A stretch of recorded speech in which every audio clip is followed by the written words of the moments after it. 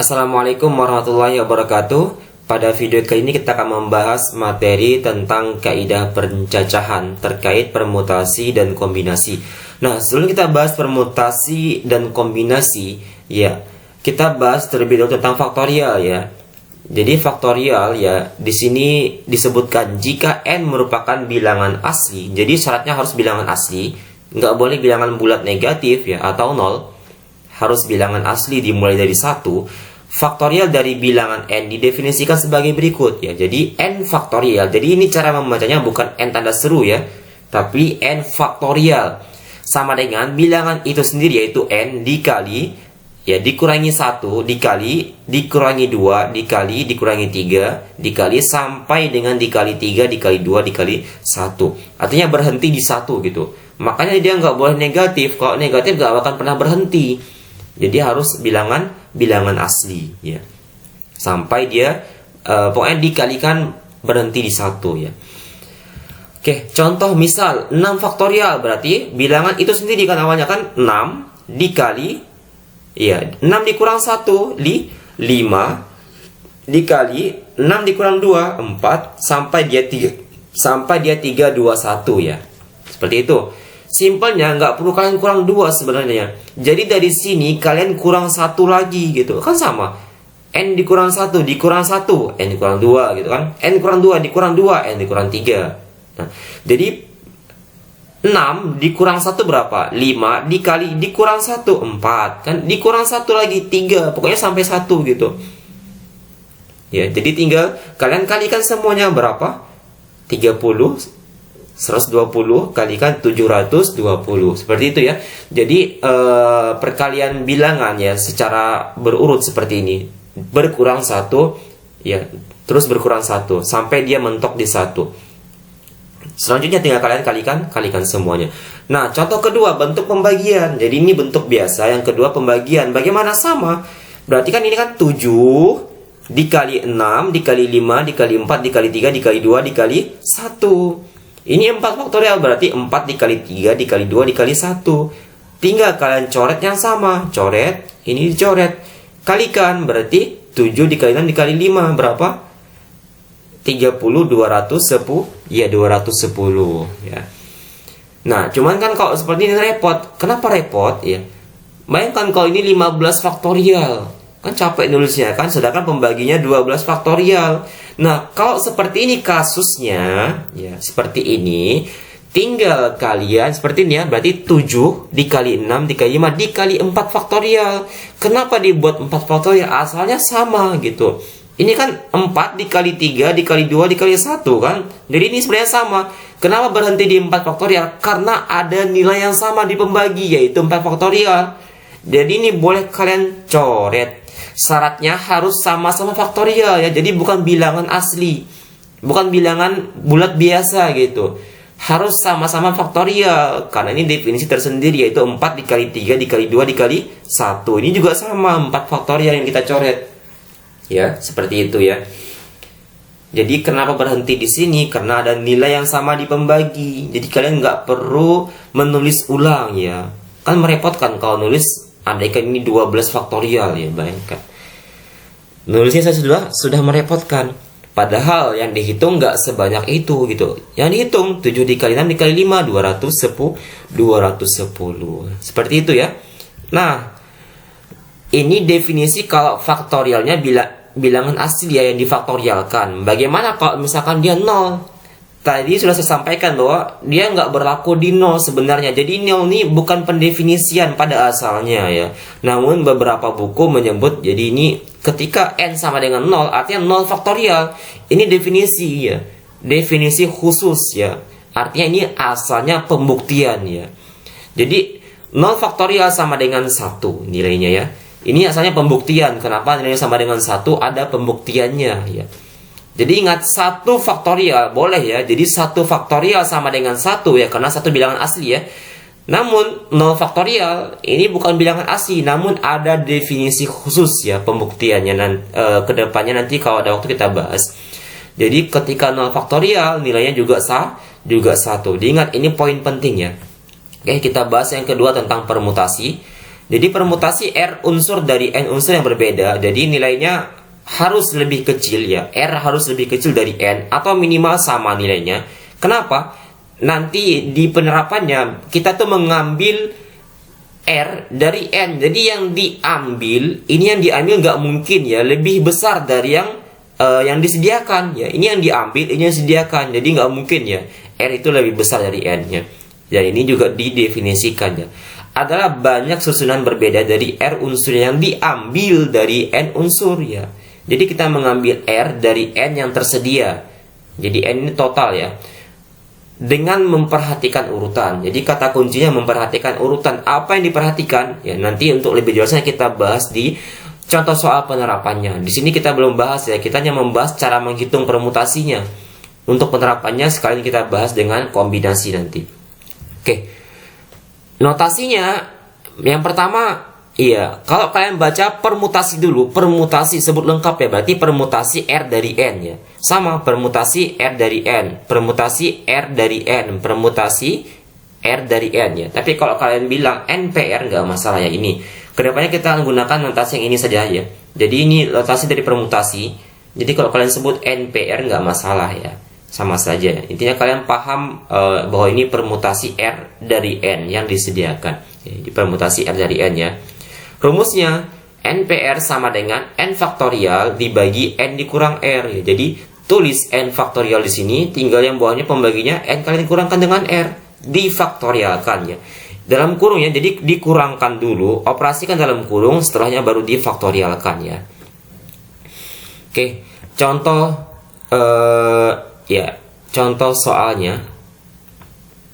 Oh ya, jadi jika R dan N nilainya sama ya. Jadi R sama dengan N, rumus permutasi di atas menjadi ya, karena R sama dengan N, kalian ganti R dengan N ya, berarti NPN.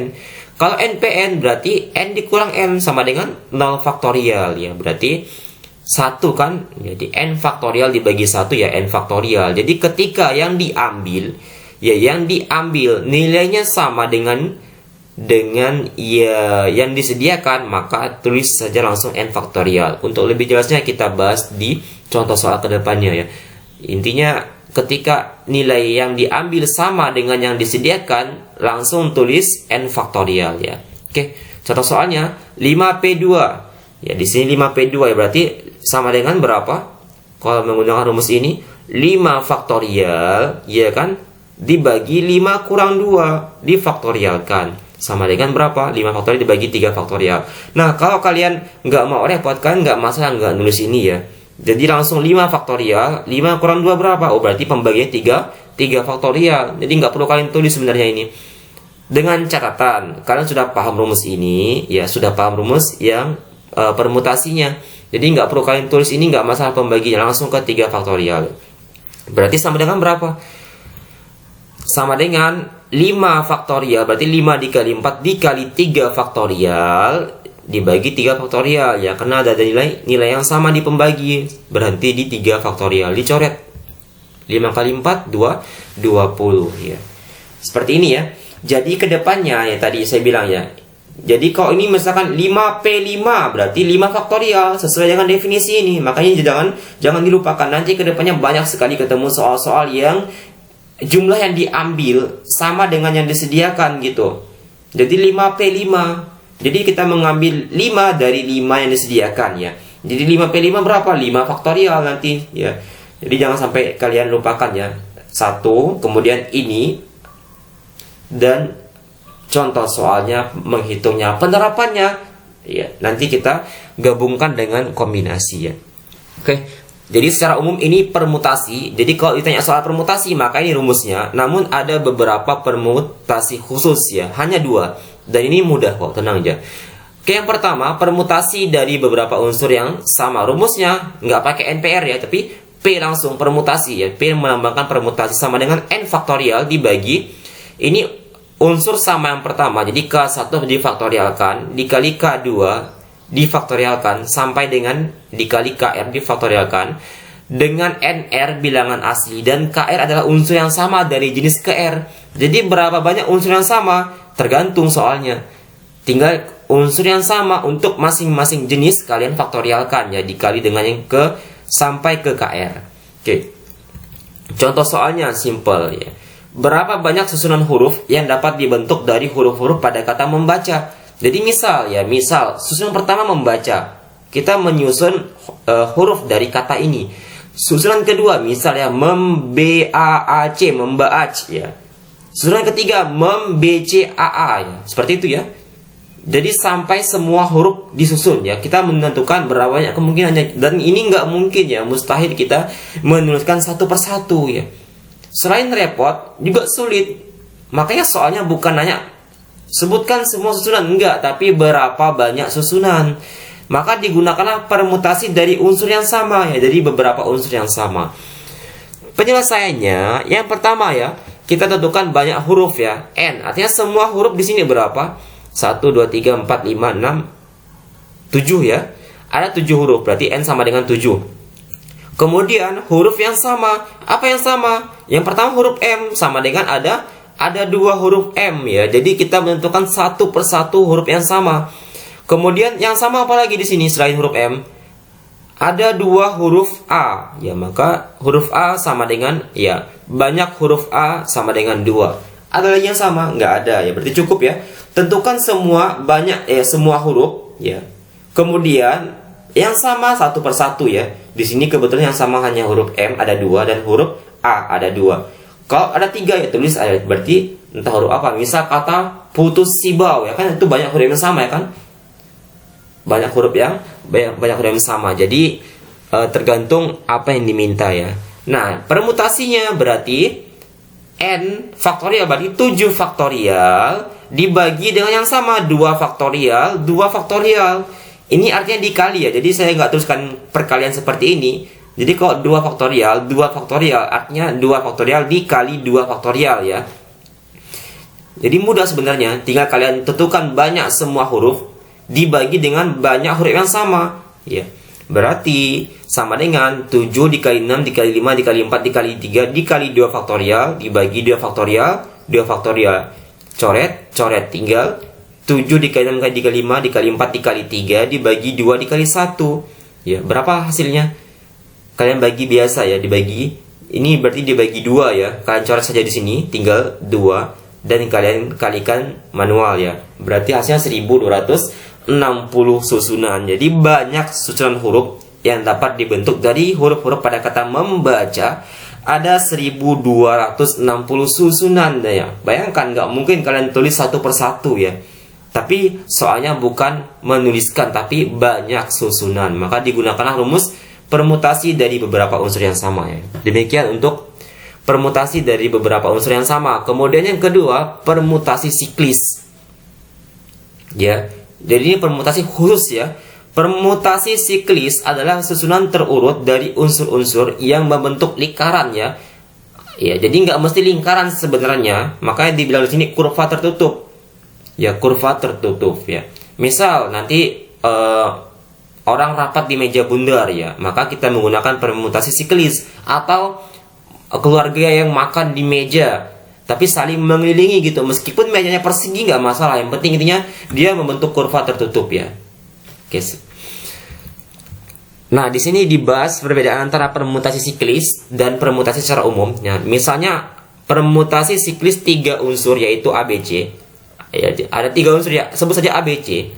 Nah, jika menggunakan rumus permutasi NPR ya, karena ketiga unsur ABC diambil semua, jadi kita tidak dibilang yang diambil berapa gitu. Berarti semuanya gitu. Karena diambil semuanya sehingga N dan R nilai yang sama, tadi kita bahas ya. Maka permutasinya N faktorial ya. Berarti 3 faktorial kan berapa? 6. Permutasinya 6 ya. Untuk lebih jelasnya perhatikan tabel berikut. Iya. Berarti 6 ya. Susunannya sebagai berikut ya. Kalau kita susun ABC, yang pertama ABC ya. Yang kedua ACB, yang ketiga BAC, yang keempat BCA, yang kelima CAB, yang keenam CBA. Jadi ada 6 susunan kalau kita menggunakan permutasi secara umum ya, tadi yang dibahas di pertama kali permutasi. Ya, NPR ya. Ini bahasan NPR nih. Bagian sini bahasan NPR ya. Oke, jadi kalau menggunakan permutasi secara umum dia ada 6 susunan. Jadi ABC itu dengan ACB beda ya. BAC dengan BCA juga beda, walaupun unsur-unsurnya di sini sebenarnya sama semua ya, tapi yang diperhatikan susunannya ya, susunannya beda gitu. Kalau dalam permutasi secara umum ya. Jadi ada 6 semuanya, ini susunannya ya. Perhitungan juga 6 kan. Nah, namun kalau misalkan di sini kan dibilang misalnya permutasi siklis 3 unsur, tapi kalau permutasi siklis seperti ini beda. Contohnya seperti ini gambarnya. Nah, kita anggap saja lingkaran. Di sini A, di sini B, di sini C. Ini susunan pertama, ya. Cara orang duduk misalnya di meja bundar ya. Seperti ini. A posisinya di sini, B di sini, C di sini. Kemungkinan kedua seperti ini. A di atas, di sini B, di sini C. Ini beda. Kenapa? Nah, andaikan A ini kalian gitu. Ya, kalian duduk, bayangkan kalian duduk. Berarti di sebelah kanan kalian, iya kan? Kalian menghadap ke depan sini ya. Berarti di sebelah kanan kalian B. Di sebelah kiri kalian C. Nah, yang bawah di sebelah kiri kalian, kiri kan ini B gitu. Jadi awalnya ini B di sebelah kanan, sekarang B sebelah kiri kalian ya. Kalian di sini A dan C di sebelah kanan kalian. Jadi ini dianggap dua susunan yang berbeda karena beda posisi, memang beda gitu. Yang pertama tadi B di sebelah kanan kalian, sekarang B di sebelah kiri kalian. Kalian sebagai A misal ya. Berarti ini dua susunan yang berbeda. Nah, ada dua kan sekarang. Bagaimana kalau dengan yang ini? A di sini, B di sini, C di sini. Enggak, ini sama. Ya, perhatikan, ini posisi A hanya diputar gitu. B tetap di sebelah kanan dan C tetap di sebelah kiri. Ya. Bagaimana kalau dengan yang ini? Ya, A, B, C sama. Ya, pada asalnya ini nilainya sama gitu. Jadi ini dianggap satu susunan. Kenapa? Perhatikan, B tetap di sebelah kanan dan C tetap di sebelah kiri kalian. Ini juga sama, berarti ini nggak terhitung ya. Kita hitung yang awal, berarti ini ya, sama susunannya. Berikutnya, misal A, B, C seperti ini. Ini juga sama dengan ini ya. Kenapa? Perhatikan, B tetap di sebelah kiri dan C tetap di sebelah kanan, sama. Berikutnya, misal seperti ini. 6 kan? Ya, kita mengikuti pola ini ya. Kalau permutasi biasa ya, kita ikuti pola ini, makanya dibuat semuanya. Ini juga sama. Perhatikan, B tetap di sebelah kiri dan A tetap di sebelah C tetap di sebelah kanan. Berarti ini kita anggap satu susunan ya. Satu susunan. Berarti banyak susunannya hanya ada 2 ya. Ada 2 permutasi siklis di sini. Ya, ini nilainya sama satu susunan dan ini nilainya sama satu susunan kalau dibuat ya. Tapi soal jarang nyuruh buat ya. Mereka yang minta berapa banyak susunan. Berarti ada 2 susunan. Seperti apa rumusnya? Rumusnya ya intinya ini cara menyusunnya. Jadi ini dianggap sama. Ini dianggap sama. Bedanya antara ini dan ini, tadi saya bilang bahwa andaikan A sebagai kalian, posisi kalian, berarti B sekarang di sebelah kiri, sedangkan di sini B di sebelah kanan kalian ya. Jadi ini hanya ada 2 susunan sebenarnya. Untuk permutasi siklis ya. Rumusnya bagaimana kok dari 3 bisa jadi 2 hasilnya?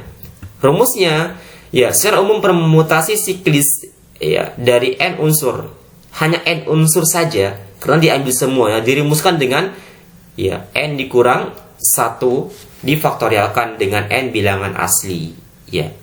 Seperti itu ya. Jadi ini 3 kan, berarti 3 dikurang 1, 2 faktorial kan? 2 faktorial berapa? 2 dikali 1 berarti 2. Seperti itu ya. Contoh soalnya seperti ini. Ayah, ibu, dan 3 orang anaknya hendak makan di meja makan. Mereka duduk dengan cara mengelilingi meja tersebut ya. Ya intinya kurva tertutup kan. Mereka duduk dengan cara mengelilingi meja tersebut. Berapa banyak cara mereka duduk ya? Bayangkan matematika gitu kan. Cara duduk saja dihitung, cara memakai baju, cara duduk pun dihitung. Oke, kita bahas penyelesaiannya. Ayah, ibu, dan 3 orang anaknya. Berarti banyak unsurnya 5. Ayah 1, ibu 1, anaknya 3 ya. Jadi ini bukan keluarga sederhana bahagia ya. Kalau menurut definisi pemerintah ya. Karena harusnya 2 anak ya. Keluarga kecil bahagia ya.